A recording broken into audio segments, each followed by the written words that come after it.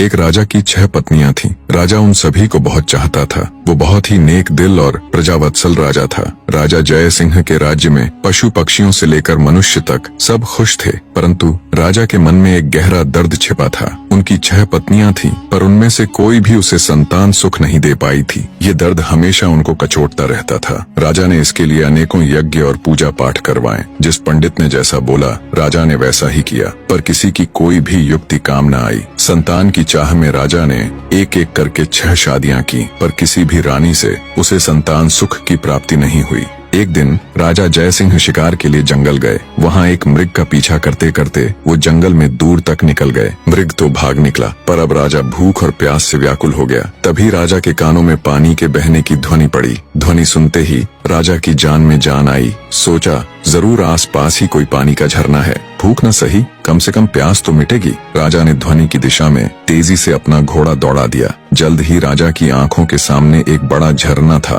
पर जब राजा झरने के पास गया, तभी उसके कानों में एक स्त्री की आवाज पड़ी। अंधे हैं क्या? दिखाई नहीं देता एक लड़की स्नान कर रही है। भूख प्यास से व्याकुल राजा ने उस तरफ तो ध्यान ही नहीं दिया था। लड़की की आवाज सुन राजा चौंक गया। उसने तुरंत अपना मुंह फेर लिया और बोला, क्षमा करे देवी, मैं इस जंगल में बहुत देर से भूखा प्यासा भटक रहा हूँ, जिससे विचलित होने के कारण मैं आपको देख नहीं पाया। इतना कह राजा मुंह फेरे ही वहाँ से कुछ दूर चलकर खड़ा हो गया। कुछ ही पलों में वह लड़की स्नान से निवृत्त होकर राजा के पास आई। उसने सूखे वस्त्र धारण किए थे और हाथ में कुछ फल लिए हुए थे। वह राजा के पास आकर बोली, महाशय, अब आप पानी पी सकते हैं। राजा ने झरने से पानी पिया और लड़की के दिए फल खाए। पानी और फल से उनकी भूख प्यास शांत हुई। राजा ने लड़की की ओर देखा और पूछा, हे सुंदरी, तुम कौन हो और इस जंगल बियाबान में अकेली क्या कर रही हो? लड़की ने जवाब दिया, मेरा नाम मोहिनी है। मैं पास के गांव में रहती हूँ। रोज यहाँ स्नान करने आती हूँ और जंगल से लकड़ियाँ इकट्ठा करती हूँ। ये झरना जंगल के बीच में है, इसलिए यहाँ कोई नहीं आता। राजा जय सिंह मोहिनी की सादगी और सुंदरता पर मोहित होकर बोला, मोहिनी, तुम्हारी मदद के लिए शुक्रिया। आज तुमने मेरी जान बचाई है, वरना मारे भूख प्यास के मेरे तो प्राण निकलने वाले थे। मोहिनी बोली, महाशय, अब आप भी अपना परिचय दीजिए। राजा ने गंभीर होकर कहा, आज नहीं सुंदरी, फिर कभी मैं जरूर तुम्हें अपना परिचय दूंगा। इतना कह राजा ने अपने घोड़े पर सवार होकर वापस अपने राज्य की ओर प्रस्थान किया। परंतु राजा के मन में अब भी रह रहकर कामिनी के विचार आ रहे थे। उसकी सुंदरता, उसकी सादगी, उसकी मधुर आवाज, सब कुछ राजा के मन में गहराई तक उतर गया था। महल में लौटने के बाद भी राजा के मन में वो ही सब चल रहा था। राजा को समझ नहीं आ रहा था कि 6 रानियों के होते हुए भी वह उस अनजान युवती के प्रति इतना आकर्षित क्यों है। कुछ सोचकर राजा अपने भरोसेमंद वजीर गौरीनाथ के पास जाता है। बने रहे।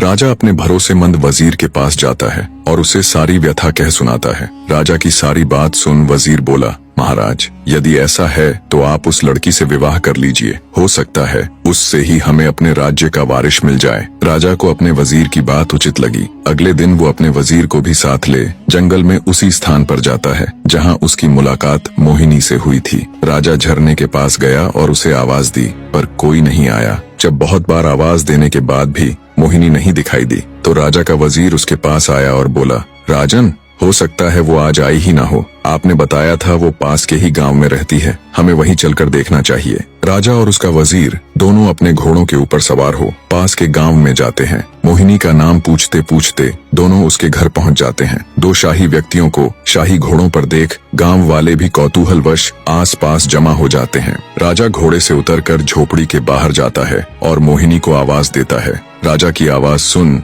जब मोहिनी रोनी सूरत ले झोपड़ी से बाहर आती है तो उसकी आंखों में आंसू थे।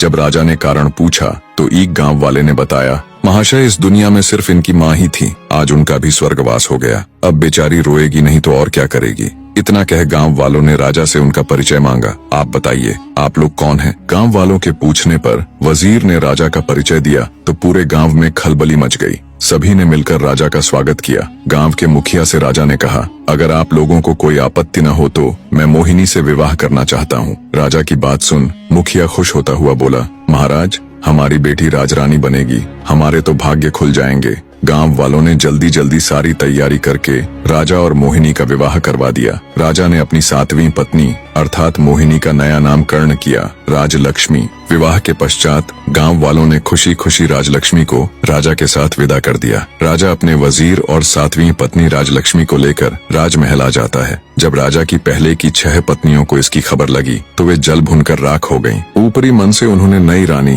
राजलक्ष्मी का स्वागत किया। समय बीतने लगा। अब राजा का अधिकांश समय नई रानी राजलक्ष्मी के साथ ही बीतने लगा। ये देखकर पुरानी रानी और अधिक ईर्ष्या से भर गई, परंतु राजलक्ष्मी को इसकी भनक तक नहीं थी। वो भोले भाले स्वभाव और एकदम साफ दिल की औरत थी। वह बाकी रानियों को अपनी बड़ी बहन की तरह सम्मान देती थी। समय बीता। एक दिन रानी राजलक्ष्मी ने राजा को शुभ समाचार दिया कि वो पिता बनने वाले हैं। रानी के मुख से ये बात सुन राजा जयसिंह की खुशी का कोई ठिकाना नहीं रहा। वो खुशी से रानी राजलक्ष्मी को गले लगा लेता है। राजा तुरंत कुल गुरु को बुला उन्हें आदेश देता है कि अब से नित्य प्रति रानी राजलक्ष्मी को धार्मिक और प्रेरक कथाएं सुनाई जाएं। नई रानी के गर्भवती होने का समाचार जल्दी ही पूरे राज्य में फैल गया। चारों तरफ बधाइयों की धूम मची हुई थी। बने रहे। गुस्से से भरा राजा लगातार अपनी छोटी पत्नी को सुनाए जा रहा था, मैंने तो तुम्हारा मासूम सा चेहरा देखकर तुमसे शादी की थी। मुझे क्या पता था तुम हमारे साथ इतना बड़ा विश्वासघात करोगी। आज से तुम इस महल में एक रानी नहीं बल्कि नौकरानी बनकर रहोगी। अब चली जाओ मेरी नजरों के सामने से, नहीं तो पता नहीं मैं गुस्से में क्या कर बैठूंगा। बेचारी छोटी रानी अत्यंत दुखी हृदय से चुपचाप कमरे से बाहर चली जाती है। इस घटना के बाद राजमहल में छोटी रानी का जीना दुस्सवार हो गया। बड़ी रानियां उसके साथ बहुत बुरा व्यवहार करती, नौकरानियों से भी ज्यादा उससे काम लिया जाता। छोटी रानी बेचारी जैसे तैसे अपने दिन काट रही थी। उसके पास कोई ऐसा प्रमाण भी नहीं था जिससे वो साबित कर सके कि वो सच में गर्भवती थी। अत्यंत दुखों से घिरी बेचारी छोटी रानी रात में घंटों अकेली बैठकर रोती रहती और सोचती, हे भगवान, ये मेरे साथ क्या हो गया? मुझसे ऐसा क्या पाप हो गया जिसकी मुझे इतनी बड़ी सजा मिल रही है? छोटी रानी को ये सोच सोच कर आश्चर्य होता कि मेरे नन्हे नवजात बच्चों के साथ पता नहीं क्या हुआ होगा। कहाँ और किस अवस्था में होंगे वो, पता नहीं जिंदा भी है या फिर काल का ग्रास बन गए। कई बार वो सोचती कि क्यों न सब कुछ छोड़ छाड़ कर वापस अपने गांव में चली जाऊं और अपनी पहले वाली जिंदगी जीऊं। पर फिर उसे गांव वालों का ख्याल आ जाता कि कैसे उन सब ने उसे कितने अरमानों से राजा के साथ विदा किया था। कितने खुश थे पूरे गांव के लोग। अब वापस जाकर उन सबको क्या जवाब दूंगी?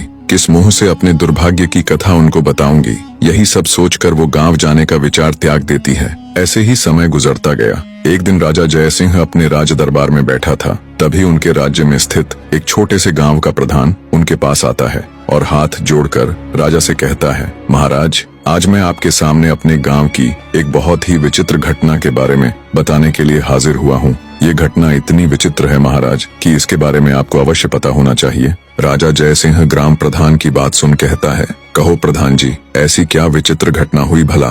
तब ग्राम प्रधान राजा को बताना आरंभ करता है। दोस्तों, वो क्या विचित्र घटना थी जिसके बारे में बताने के लिए ग्राम प्रधान राजा के पास आया था, वो तो आपको अगले भाग में देखने को मिलेगा। पर आप में से बहुत से लोगों के प्रतिदिन वीडियो बनाने की जिज्ञासा वाले कमेंट्स को देखते हुए मैंने एक वीडियो बनाई है जिसमें मैंने पूरा सब कुछ बताया है कि मैं कैसे